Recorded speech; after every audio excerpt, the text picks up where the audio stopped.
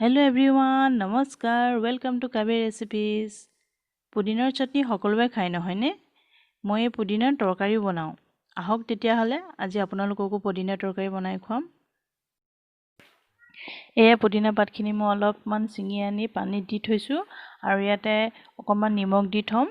যিকোনো শাক পাত বনোৱাৰ আগত এনেকৈ 10-15 মিনিটমান সময়ৰ কাৰণে নিমখ অকণমান দি থৈ দিব লাগে।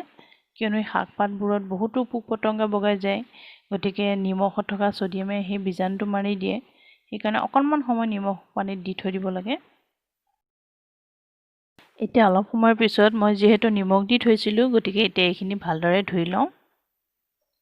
এতিয়া তৰকাৰী বনাবলৈ মই অলপমান কণ বিলাহী লৈছোঁ। কণ বিলাহীৰে অকল বনালে তৰকাৰীখন বেছি ভাল লাগে খাই, কিন্তু মোৰ লগত বহুত বেছি নাছিল, গতিকে মই 2টা ডাঙৰ বিলাহীও দি দিছোঁ। আৰু আদা লৈছোঁ অকণমান, নহৰু কেইফুটামান লৈছোঁ।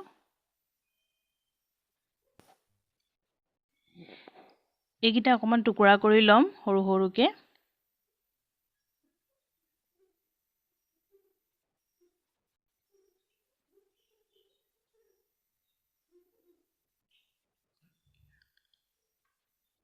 আৰু আদাখিনিও মই অকণমান ৰুকি ল'ম।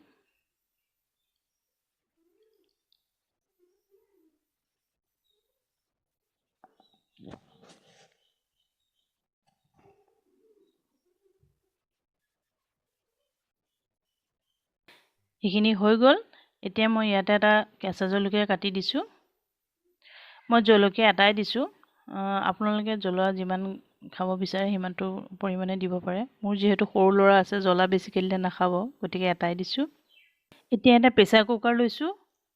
কুকাৰত বনাম তৰকাৰীখিনি আৰু ইয়াতে অকণমান তেল দিম। বহুত বেছি তেল নিদিলেও হ'ল, অকণমান তেল দিলেই হৈ যাব।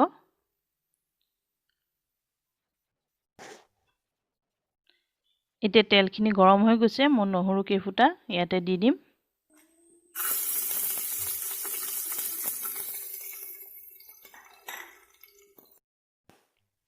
একেবাৰে ৰঙচুৱাকৈ নাভাজিলেও হ'ব, অকণমান নহৰুৰ যিটো কেঁচা গোন্ধ থাকে সেই গোন্ধটো যোৱালৈকে অকণমান ভাজিম।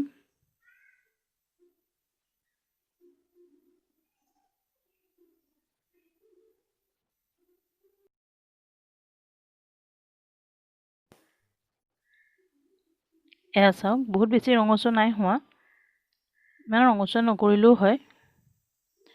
এতিয়া ইয়াতে মই বিলাহীখিনি দি দিম।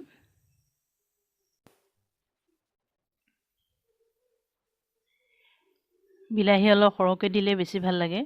আৰু ইয়াৰ গুটিখিনি মই পেলাই দিয়া নাই, গুটিৰ সৈতে দিছোঁ। আপোনালোকে অকল কণ বিলাহী দি বনাই চাব, তেতিয়া বেছি ভাল লাগে। এইখিনি অকণমান ভালদৰে লৰাই ল'ম। শাকত যিহেতু মছলা ব্যৱহাৰ নকৰিলে ভাল লাগে, গতিকে মই ইয়াত কোনো ধৰণৰ মছলা দিয়া নাই, আদা নহৰু আৰু জলকীয়াৰ বাহিৰে। আৰু ইয়াতে এতিয়া মই অকণমান নিমখ দি দিম।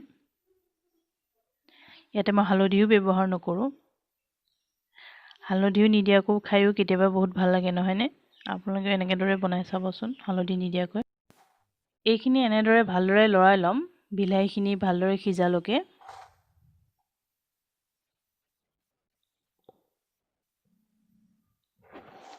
এতিয়া বিলাহীখিনি ভালদৰে সিজিবৰ কাৰণে মই ইয়াৰ ওপৰতে ঢাকনিখন অকণমান সময় দি থৈ দিম। অকণমান সময়, বৰ বেছি সময় নহয়। এতিয়া ইয়াতে পুদিনা পাতখিনি দি দিম। গোটেইখিনি পাত একেলগতে এতিয়া দি দিম।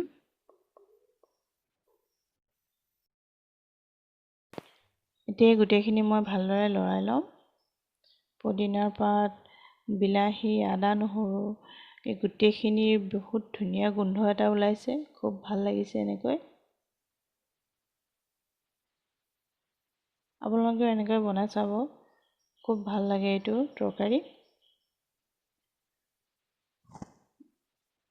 প্ৰেছাৰ কুকাৰত বনালে এটা সোৱাদ বেলেগ হয়, ভাল লাগে আৰু খুব কম সময়তে হৈ যায়, গতিকে বেছিভাগ মই এনেকৈ কুকাৰতে বনাওঁ। এইখিনি ভজা হৈ গৈছে। এতিয়া মই ইয়াতে 2 গিলাচ পানী দি দিম।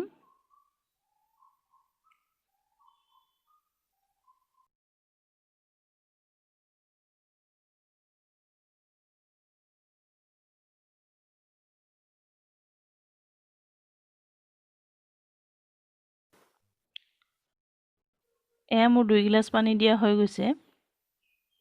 তৰকাৰীখনৰ কালাৰটো অলপ লাইট হৈছে, যিহেতু মই হালধি গুড়ি দিয়া নাই বা একো তেনেকুৱা ধৰণৰ গুড়ি মছলা দিয়া নাই, গতিকে দেখিবলৈ এনেকুৱা লাইট কালাৰ হৈছে। কেতিয়াবা এনেকৈও খাই ভাল লাগে নহয়নে? আপোনালোকে এনেকৈ বনাই চাবচোন হালধি নিদিয়াকৈ। শাকত হালধি নিদিলেই ভাল লাগে। মই শাক বনালে হালধি নিদিওঁৱেই, এনেকৈয়ে বনাওঁ, ভাল লাগে।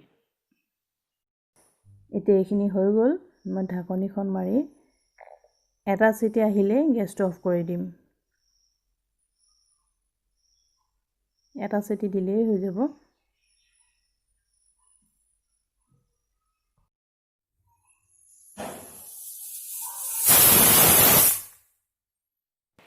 এয়া চাওক তৰকাৰীখিনি হৈ গ'ল। এতিয়া মই এটা বাতিত উলিয়াই লৈছোঁ। এয়া পদিনা তৰকাৰী ৰেডি হৈ গ'ল। খুবেই ভাল লাগে এই তৰকাৰীটো, আপোনালোকেও বনাই চাব।